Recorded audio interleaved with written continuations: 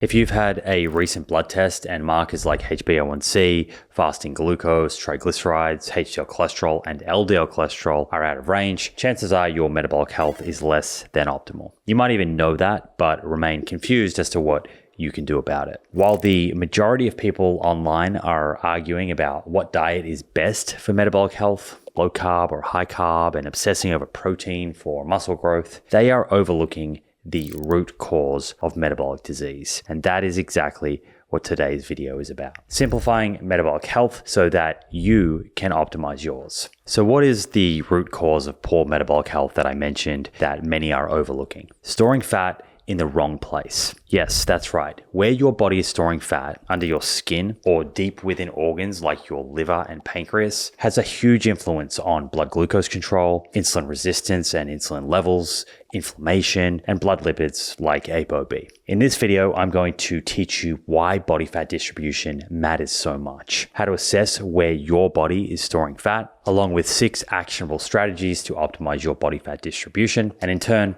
optimize your metabolic health. High quality research from the last few years shows that in many cases, if we can get fat out of places where it shouldn't be, what's known as ectopic fat, we can shift these important biomarkers in a favorable direction and turn our metabolic health around. Even saying goodbye to diagnoses like non-alcoholic fatty liver disease and type 2 diabetes. I'm also going to explain why 2 people standing in front of you, both overweight with the same amount of total body fat, can be faced with very different metabolic health fates. One can have type 2 diabetes, while the other can actually have normal blood glucose control. Most importantly, by the end of the episode, you will appreciate the physiology that underpins poor metabolic health and be able to see right through a great deal of misinformation that exists on this topic online. Ready to understand the secrets behind where your body stores fat? Okay, let's dive into it. Fat Storage 101. Understanding ectopic fat is the first step towards reclaiming your metabolic health. Did you know that not all fat in your body is created equal? Understanding where your body stores fat is crucial for managing your metabolic health. Let's break down the 3 main compartments where fat resides. Number 1,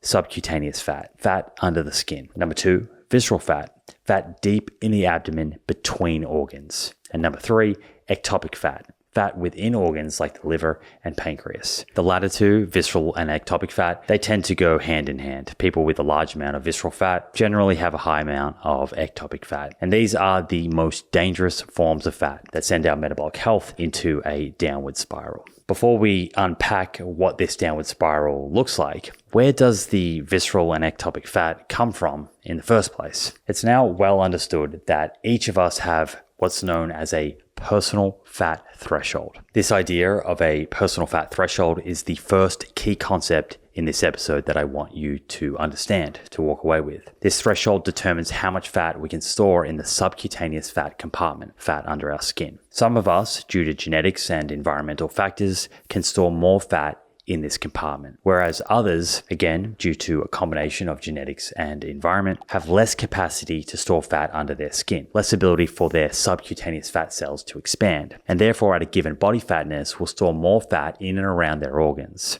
ectopic and visceral fat. To hammer this point home, here's a quote from a wonderful review titled Insulin Sensitive Obesity. And I quote, "Both genetic and environmental factors could contribute to increased ectopic visceral fat accumulation and hypertrophy of adipocytes, fat cells. And this condition might represent the inability of an obese patient to become more subcutaneously obese." End quote. This is why the healthy BMI range for Asians is lower than it is for Caucasians, because at a lower total body fat, Asians, due to genetics, are more likely to store fat in their organs. So the driver of ectopic fat and visceral fat is an energy surplus, excessive calories, within the context of having no more room to store subcutaneous fat. Once that subcutaneous fat storage compartment is full, i.e. you have reached your personal fat threshold, excess energy goes central into and around our organs. Okay, so let's come back to why this matters. How does ectopic and visceral fat send our metabolic health into a downward spiral? To answer this, I'm going to borrow from an important image that's published in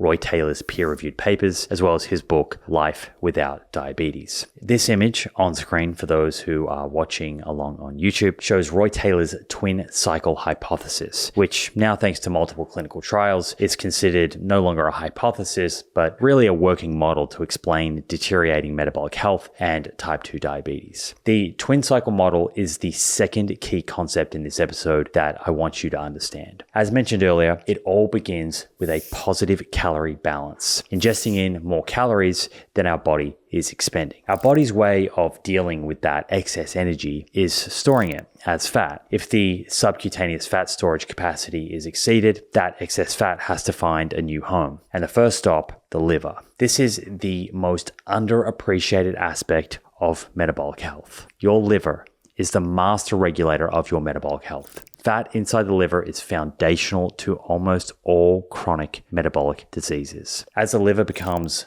more and more fatty, two really detrimental things happen. If you want to know more than about 99% of folks online about metabolic health, these are very important points to understand. The first critical issue is that the liver becomes insulin resistant. One of the main roles of the liver is to produce glucose, especially overnight when we aren't eating, to help maintain a healthy blood glucose level. What stops the liver producing too much glucose?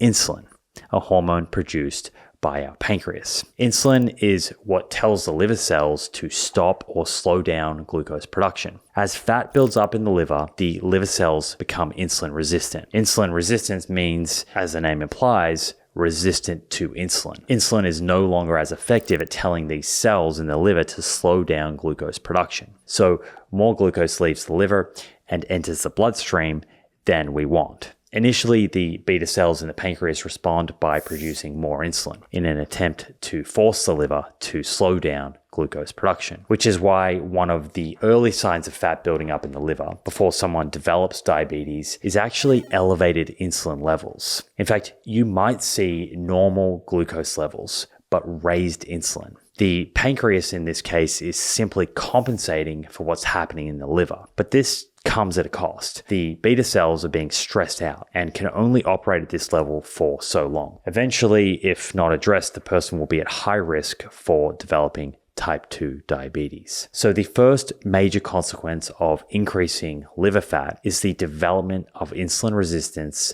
in the liver. The second detrimental thing that occurs as the liver builds up with fat is that more and more fat gets pushed into circulation in the form of triglycerides from the liver into the bloodstream. These triglycerides get packaged with cholesterol in lipoproteins called very low density lipoproteins, or VLDLs. This causes an increase in VLDLs in the blood. VLDLs are an ApoB containing lipoprotein, which eventually shrink down to become IDLs and then eventually LDLs, all ApoB containing lipoproteins. This is why ApoB typically goes up as you develop more and more fat in the liver. A recent review in the Journal of Nature summarized this as, and I quote, "The liver produces and secretes the majority of all ApoB containing lipoproteins in plasma, and this secretion is increased with increasing degrees of liver fat." End quote. Now you might be wondering, where does this excess fat in these VLDLs go once it enters the bloodstream? Well, remember, the reason that the liver built up with fat in the first place was because the subcutaneous fat compartment, fat under our skin, was already at capacity. It was full. So this surplus fat can't be stored under the skin and is instead directed to other organs, like the pancreas. So this is usually when other organs, like the pancreas and the heart, start building up with fat. Slowly with time, this fat accumulation in the pancreas impairs the function of the beta cells, meaning that less and less insulin is produced, and as a result, glucose builds up in the blood. When you get a blood test, this liver and pancreatic fat can show up as elevated HbA1c, fasting blood glucose, and also ApoB. If you catch it early enough, your blood glucose and HbA1c may appear normal, but insulin levels are high. This is that scenario when your pancreas is working really hard and doing a good job at maintaining blood glucose homeostasis, but remember, it can only do that for so long. If these markers are out of range and your waist circumference is greater than half of your height, then you can be pretty sure that you, along with 40% of adults in countries like Australia, have excessive fat in your liver, and it's somewhere along the spectrum, the journey to metabolic disease. While this may sound discouraging, here's the great news. Once you understand where this liver fat comes from, you can take actionable steps to reverse your metabolic health, to restore optimal metabolic health. Depending on how long the fat has been accumulating, there's a strong chance that you can turn things around. My go-to brand for all things protein and creatine is Momentous. To help reach my daily protein target, I complement my diet with 1.5 scoops of Momentous's chocolate or vanilla chai plant-based protein for 30 grams of protein and all essential amino acids, which supports muscle growth, hormone and collagen production, skin health, and recovery.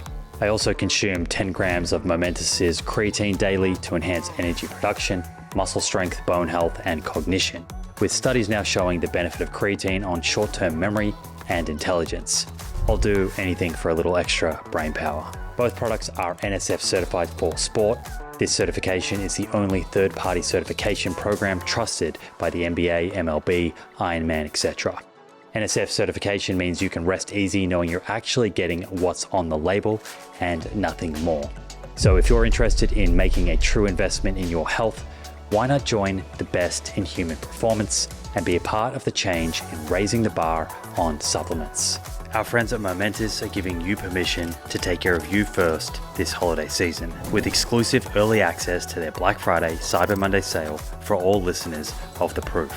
Until November 25th, you can use the code LIVINGPROOF at checkout on livemomentous.com for 25% off all of your favorite supplements and receive a free gift of 5 nights of their best-selling sleep packs for orders over $75. That's code LIVINGPROOF at livemomentous.com through November 25th.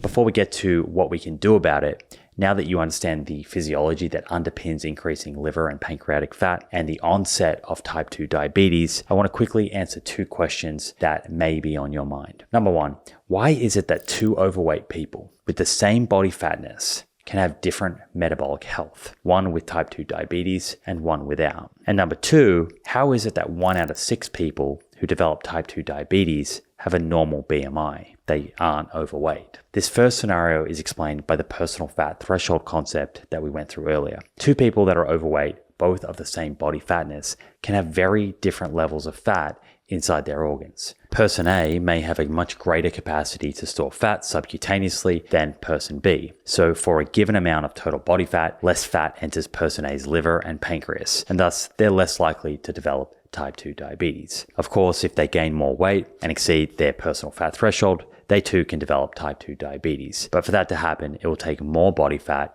compared to person B. It's also worth noting that just because person A does not have type 2 diabetes, someone who may be described as having metabolically healthy obesity, it does not mean that they are at less risk of chronic disease than a normal weight person. It's pretty well established in the literature, and this is often a point of confusion, that even someone who's classified as having metabolically healthy obesity is still at significantly higher risk of a number of chronic diseases compared to someone of normal BMI. This second scenario also comes back to the personal fat threshold. A minority of people have a very small subcutaneous fat storage compartment, which means even at a normal BMI, excess energy is stored within their organs. This is the person who develops prediabetes or type 2 diabetes who doesn't really look overweight from the outside. The good thing is, in both contexts, be it overweight or not, people can put their type 2 diabetes into remission if they take action soon enough. This brings us to the next crucial topic: how to reduce ectopic and visceral fat stores to restore metabolic health. Thanks to Professor Roy Taylor's research, we now understand that in many cases, people can restore their metabolic health, even those with type 2 diabetes who are on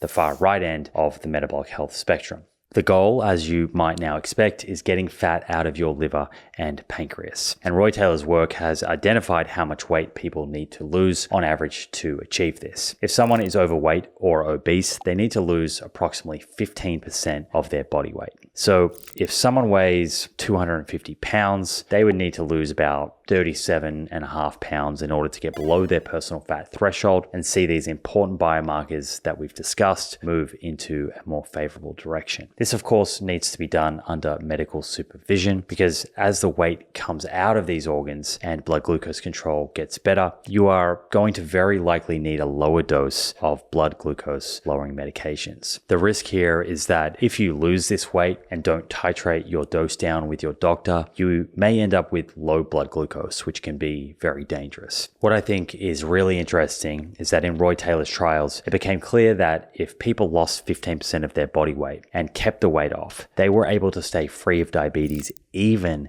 if they were still overweight or obese. What mattered was getting under their personal fat threshold to get enough fat out of the pancreas and liver. Of course, if they were to regain that weight, the diabetes would come back. Now, you might be thinking, you mentioned that 1 in 6 people with type 2 diabetes are not overweight. Is it really safe for them to lose 15% of their body weight? Great question. Actually, until very recently, it wasn't even understood if liver and pancreatic fat was to blame for type 2 diabetes in people with a normal BMI. Just last year, Roy Taylor and his team published a study called the Retune study that confirmed the twin cycle model applies to all people with type 2 diabetes, even those who are a normal BMI. The only difference is that these people do not need to lose 15% of their body weight to put type 2 diabetes into remission. 70% of subjects in this study entered remission with an initial weight loss of 6.5% of their total body weight. So for a 170-pound individual, that's about 11 pounds of weight loss. And while we don't have this data, these weight loss targets would presumably be even less if someone had pre-diabetes. The same principle applies. Weight loss is required to get below your personal fat threshold. How much weight will depend on your starting point, but really one should work with their doctor and be guided by biomarkers, HbA1c, fasting blood glucose, ApoB, waist to height ratio, HDL cholesterol, and blood pressure. When we're trying to optimize metabolic health, we're looking to normalize these markers as blood glucose lowering medications are titrated down. While one could do a myriad of scans to quantify fat in their liver and pancreas, it's really the normalization of these markers that matters most. They tell you that there is less fat in the liver and pancreas and their function is normal or improving and moving towards normal. Before we discuss how to lose weight, it's really important to note the importance of timing here. The earlier you get below your personal fat threshold, the better. In these studies, people who have had type 2 diabetes for a few years are much more likely to reverse the condition than those who have had type 2 diabetes for 10 or more years. Much of this comes down to the health of the pancreas. If the beta cells are still functional, which is often the case when someone has had type 2 diabetes for only a few years, with weight loss, they can come off all blood glucose lowering medications. However, it is common for people who have had diabetes for over 10 years that those beta cells are completely dysfunctional and they won't regain function with weight loss. This doesn't mean that weight loss for this person isn't helpful. It still is, but they may still require insulin and other blood glucose lowering drugs to make up for that loss of pancreatic function. Okay, let's talk about the practical aspects of weight loss. How do we actually lose weight and keep it off? I'm going to share 6 actionable strategies that can help you reduce ectopic and visceral fat, optimizing your metabolic health along the way. Number 1, create a calorie deficit. The first thing that I would say here is that while some people are very against extreme weight loss diets, losing weight fast, Roy Taylor's dietary approach in his studies, which is also outlined in his book, again, that is Life Without Diabetes, cuts calories down to 600 to 800 per day for a very short period of time. His theory here being that rapid weight loss, getting people below their personal fat threshold and seeing some improvement or normalization in these important biomarkers is incredibly motivating. But really, the totality of evidence suggests that there is not one single best dietary practice that's proven as the single best method for losing weight and keeping it off. Rather, we see different dietary approaches work better for different individuals. We can put these dietary approaches into 3 buckets. The first bucket is calorie restriction in the form of counting calories to achieve a calorie deficit. This is what Roy Taylor's dietary approach is built on, consuming calorie controlled meals that ensure a calorie deficit is achieved. I've gone ahead and put Roy Taylor's specific protocol on screen and in the show notes for those that would like to take a closer look. The second bucket is adopting a low fat or low carb diet with an emphasis on fiber and protein. Either of these dietary strategies can prove successful, with research showing that while on average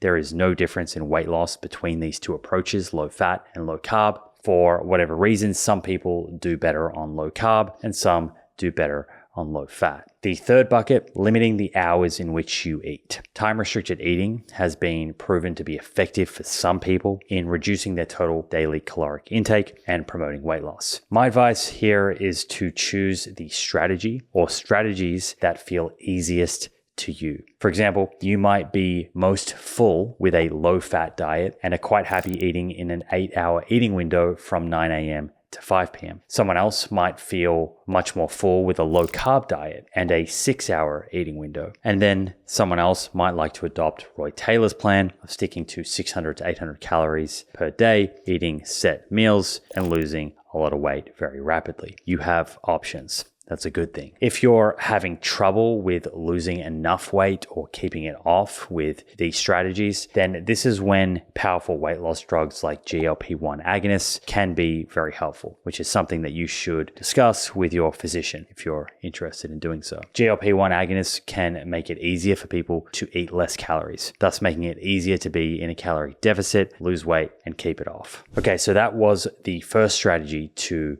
reducing fat within our liver and pancreas, and restoring metabolic health. Guys, we have to talk about this, a total game changer in the world of sleep technology. 8 Sleep and their mind-blowing Pod 4 Ultra. It's like the superhero your mattress never knew it needed.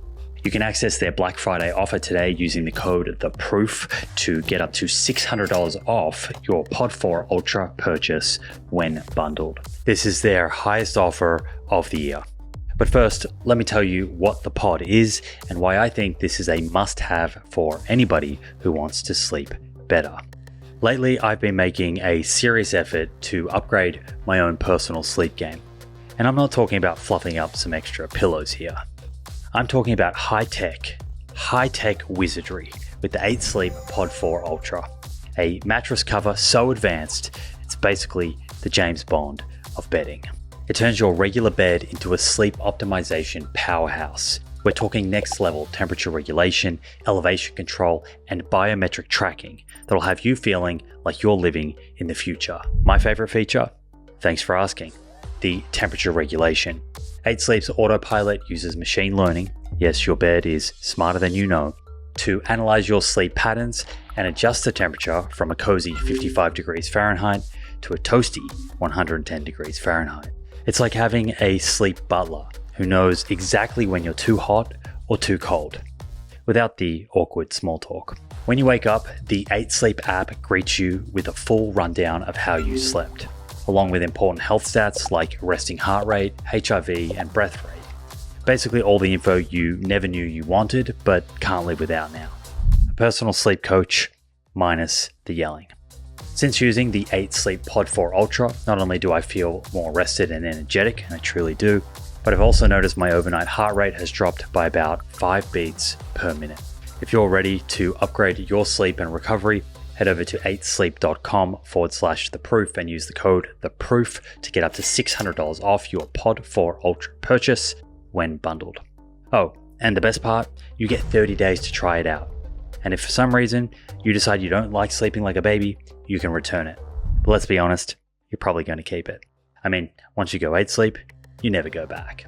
Shipping available to many countries worldwide, so no excuses. Head to 8sleep.com/theproof for details. The second strategy to help you reduce fat in these organs is to eat less saturated fat. We now have an abundance of clinical trial data showing that certain saturated fatty acids, like those that predominate in animal foods like butter, red meat, and ghee, increase liver fat and insulin resistance in the liver compared to unsaturated fat sources found in foods like fatty fish, nuts, seeds, and vegetable oils. One of the largest meta-analyses of human randomized controlled trials of this topic was conducted by Imamura and colleagues, which looked at over 100 clinical trials, including more than 4,000 adults. And they concluded, and I quote, "Replacing saturated fats with polyunsaturated fats significantly lowered glucose, HbA1c, C-peptide, and HOMA," end quote. Meaning that when you lower saturated fats in your meals and eat more polyunsaturated fats, you will be more sensitive to insulin. Now, this needs special attention if you choose to follow a low carbohydrate diet, because naturally when you eat low carb, most people tend to eat saturated fat rich animal foods. But it is absolutely possible to do a low carb diet with a bias towards unsaturated fats, which would be a sensible option. With calories and saturated fats in mind, here are some simple swaps that will make a big difference no matter what dietary approach you follow. Number 1, reduce ultra-processed foods. These foods are often high in sodium and refined sugars. They can be high in saturated fats too, and low in fiber and protein, making them very easy to overconsume. Next, choose lean proteins. Swap fatty cuts of meat for leaner options, or better yet, incorporate more legumes and or omega-3 rich fish, such as anchovies, mackerel, salmon, etc., into your diet. Lastly, switch cooking fats. Replace butter, ghee, or tallow with olive oil, avocado oil, or other vegetable oils. Remember, vegetable oils are not inflammatory or toxic when used correctly. We should definitely avoid cooking at extremely high temperatures that produce smoke or reheating these oils. I know. Did he just say vegetable oils are okay to cook with? Are vegetable oils healthy? While an unpopular view, this is an objective one. There has been a lot of research on this, including a randomized controlled trial published just a few months back that compared ghee, rich in saturated fats, with canola oil in individuals with non-alcoholic fatty liver disease, a metabolic health condition. Over 12 weeks, the subjects that were randomized to the canola oil group had significantly better liver function, blood glucose control, and insulin sensitivity, and lost significantly more body weight. Don't just take my word for it though. Read this study in the show notes, and also read this new review on linoleic acid titled "Beneficial Effects of Linoleic Acid on Cardiometabolic Health and Update." Linoleic acid being the omega-6 fat and primary fat found in most vegetable and seed oils. And no, this review was not funded by the vegetable oil industry, and interestingly, several of the authors are longtime proponents of omega-3 fats, not omega-6 fats. It's beyond the scope of this episode to get into all of the details here, which I have in a previous episode on dietary fats, but really the only scenario where a high intake of omega-6s could pose a problem is if you're not getting enough DHA and EPA omega-3s in your diet, which, if you are eating fish or supplementing per my omega-3 episode, you do not have to worry about. Moving on to the third part of our lifestyle that can influence where we store fat and thus our metabolic health: exercise. There's now a growing body of research that suggests exercise, both aerobic and resistance training, are helpful when it comes to lowering body mass, subcutaneous fat, and visceral fat. But when it comes to ectopic fat, specifically fat in the liver, aerobic exercise appears to be king. This was the conclusion of a 2024 meta-analysis of 32 randomized controlled trials involving over 2,000 subjects with type 2 diabetes. A recent position statement titled "Exercise in the Management of Metabolic Associated Fatty Liver Disease in Adults," a position statement from Exercise and Sports Science Australia, concluded that the strongest evidence supports the below aerobic exercise protocol. And I quote, "Moderate to vigorous intensity aerobic exercise, for example, brisk walking, jogging, cycling, for at least 135 minutes per week across 3 to 5 days per week, ideally progressing to 150 to 240 minutes per week. Resistance training should be included in addition to the recommended volume of aerobic exercise, but not instead of it," end quote. I should note that if you do Roy Taylor's very low calorie diet protocol, he recommends limiting exercise during the very low calorie diet phase and resuming exercise during the maintenance phase. His view, which is somewhat debatable, is that exercise can increase hunger and make the very low calorie diet phase hard to adhere to and less successful. Okay, so that was the third strategy, exercise. The fourth strategy to reduce ectopic fat and restore metabolic health is to get enough sleep. There's some evidence suggesting that sleep deprivation and sleep apnea affects body fat distribution, with sleep-deprived people and people suffering from sleep apnea tending to have more visceral fat and a higher risk of fatty liver disease. An interesting cross-sectional study out of China, looking at the sleep habits of over 5,000 Chinese men, observed that late bedtime and snoring increased odds of fatty liver disease by 37% and 59%. Respectively. This observational evidence was supported by a recent randomized controlled crossover trial. This trial took healthy, non-obese adults aged 19 to 39 and had them complete two 21-day inpatient arms. Yes, they must have paid them a lot. A sleep deprivation arm where they slept 4 hours per night and a control sleep arm where they slept 9 hours per night. Participants did the two arms in random orders and there was a washout period in the middle. The researchers found that sleep deprivation led to a greater propensity to eat more calories, approximately 300 more per day, and store that excess energy deep in the abdomen. Here's an important paragraph from the discussion section of this paper, and I quote, "These data show for the first time that experimentally induced sleep curtailment affects regional fat accumulation, favoring abdominal adiposity, and specifically centralized partitioning of fat into the visceral depot. The early and preferential accumulation of ectopic fat in the intra-abdominal cavity, as seen in our study, indicates that sleep restriction in conjunction with overeating alters lipid storage mechanisms and potentiates susceptibility to visceral fat deposition." End quote. They go on to say that it's still not clear why sleep deprivation promotes more fat to be stored as ectopic fat. Further studies are needed to determine how much of this comes down to the overeating and energy surplus that follows sleep deprivation versus other mechanisms such as acute hormonal changes. Some good general tips for improving sleep are trying to reduce bright light exposure 2 hours before bedtime. Dimming the lights is preferable. We have a red light at home that we put on in our bedroom so that when we're preparing for bed, cortisol begins to drop, melatonin levels rise, both of which are important to a good night's rest. Keeping your room cool overnight, around 16 to 20 degrees Celsius or 62 to 68 degrees Fahrenheit. That's a general rule of thumb. There's certainly outliers who sleep better in a slightly warmer room too. Upon waking, try to get some natural light exposure in the first 30 minutes of getting up. Open up your blinds and/or go outside for a walk if you can. If you're waking up and it's still dark outside, which is often the case in winter,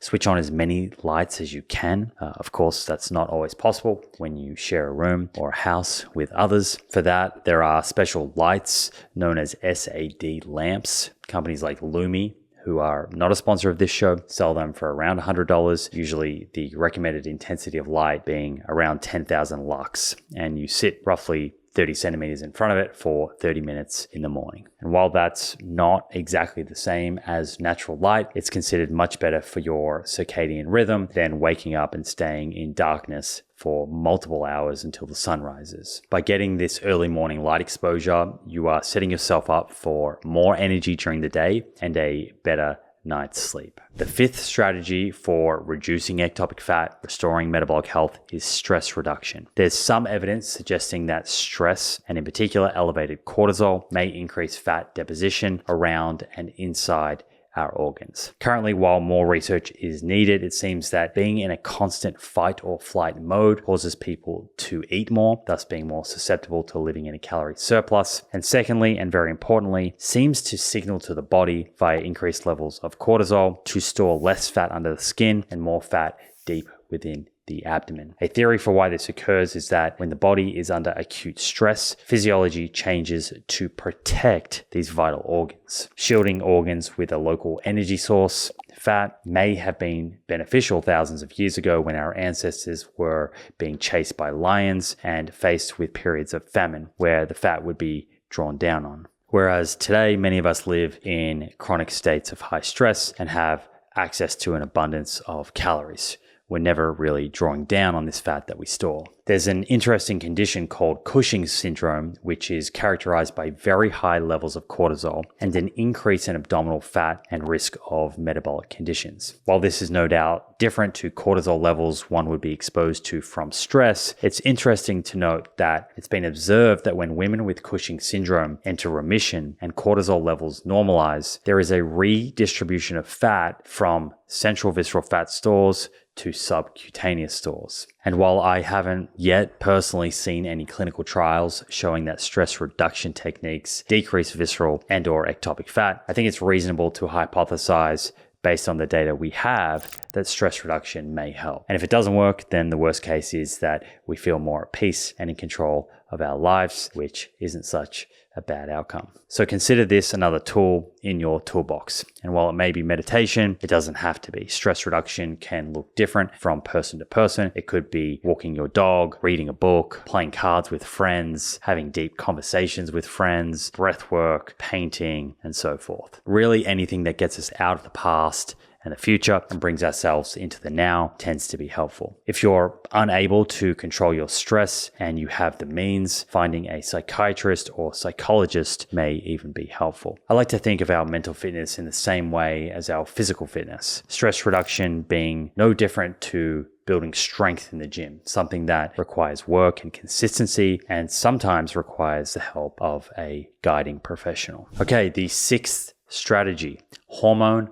optimization. I'm not going to spend a lot of time on this one, but there is some evidence that suggests low estrogen, as occurs post-menopause, if not taking hormone replacement therapy, and low or high testosterone can increase visceral fat. In fact, an interesting hypothesis is that it's estrogen which protects premenopausal women from storing fat around the abdomen relative to men. But of course, that changes when a woman goes through menopause and estrogen production falls off a cliff. There's a new study published in 2023 in Nature Research that looked at menopause hormone replacement therapy in a group of postmenopausal women with non-alcoholic fatty liver disease. The results are super interesting, so let me quickly share them. The study looked at 368 postmenopausal women who either received estrogen via transdermal menopause hormone therapy, so via a patch, or oral menopause hormone therapy, a pill. After menopause hormone therapy, the prevalence of non-alcoholic fatty liver disease decreased from 24 to 17.3% in the transdermal group, but increased from 25 to 29% in the oral group. The oral menopause hormone therapy group also experienced significantly increased triglyceride levels. This was a retrospective study, and there were some differences in the baseline health of the two groups. So a randomized controlled trial is needed to be a little more confident in these results. But for now, it suggests that there may be a difference between oral and transdermal menopause hormone therapy when it comes to non-alcoholic fatty liver disease, and that transdermal menopause hormone therapy may be preferable in this subset of the population. To be a little more convinced by this as a tool to treat fat in the liver and or pancreas, I would really want to see a randomized controlled trial that compares hormone replacement therapy to placebo and specifically measures the fat levels within these organs and markers of metabolic health that we spoke about earlier, like HbA1c, fasting blood glucose, waist circumference to height ratio, etc. We'll no doubt come back to menopause hormone therapy and testosterone replacement therapy in future episodes, but for now, I just want you to appreciate that working with a physician to get sex hormones into an age-appropriate optimal range, as indicated based on your clinical presentation and health history, is another tool in your metabolic health toolbox. And that brings us to the end. I think we did it. The root cause of poor metabolic health explained in under an hour. Allow me to quickly summarize. Ectopic fat, particularly excess fat in the liver and pancreas, which gets into these organs when someone is in a calorie surplus and has exceeded their personal fat threshold, is the root cause of poor metabolic health. To get fat out of these organs, the most important thing we can do is to get below our personal fat threshold by losing weight. If we are obese or overweight, we typically need to lose about 15% of our body weight. And if we are a normal BMI, it's about 6.5% of our body weight that we need to lose. It can also be helpful to reduce our consumption of saturated fats. And we should be aiming to do 150 to 240 minutes of moderate intensity aerobic cardiovascular exercise per week. Things like swimming, jogging, hiking, etc. Moderate intensity being about 60 to 70% of your maximum heart rate. Then there are a few things we can do that may help our subcutaneous fat cells function better and thus increase our capacity to store fat under our skin. These include optimizing sleep, optimizing our hormones, and reducing psychological stress. All make sense? Good. Thanks again for hanging out with me. I look forward to doing it all over again very soon. Bye for now. You're still here? Okay, if I must, another dad joke. I woke up the other morning and my partner Tawny had written a note on the fridge. It said, "Babe, this isn't working." I opened the fridge door. It worked just fine. Feel free to use that one with friends and family today.